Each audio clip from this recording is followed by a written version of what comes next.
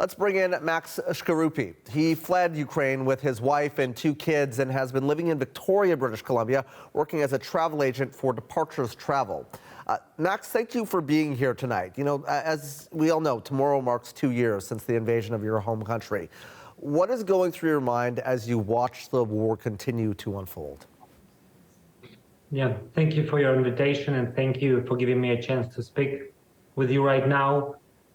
Well, it was a very long 2 years. It was very hard 2 years. I'm sure it is like that for every Ukrainian scattered all around the world.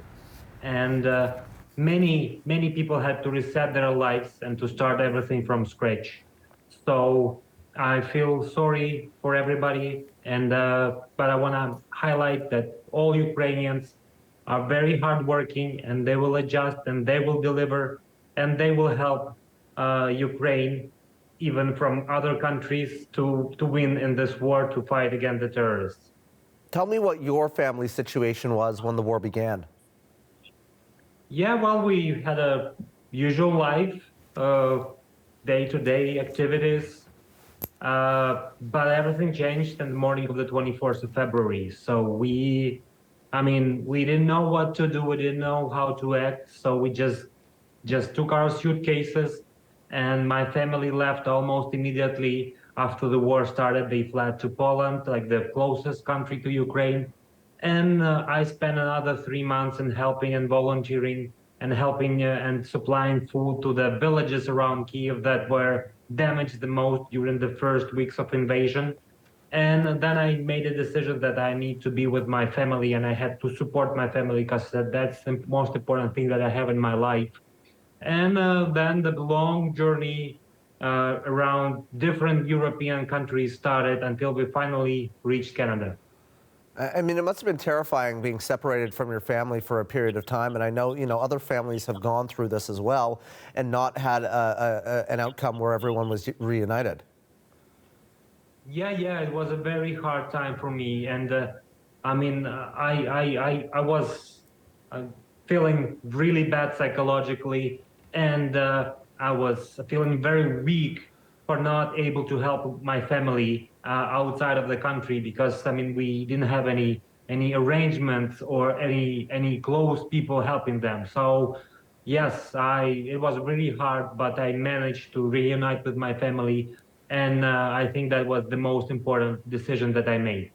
And how have you been doing, and how has the family been doing since you arrived in Victoria? Well, we feel very blessed and grateful for the people here in Victoria, British Columbia.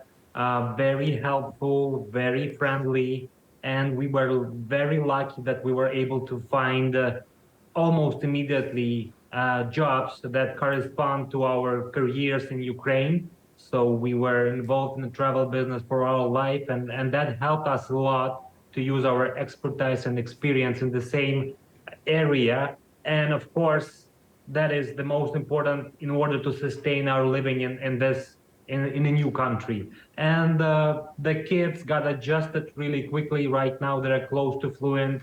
They're learning, they're learning in high school and middle school here. They have lots of friends, and they're starting they're starting to get used to the local lives. Do you hope to go back to Ukraine when the war is over?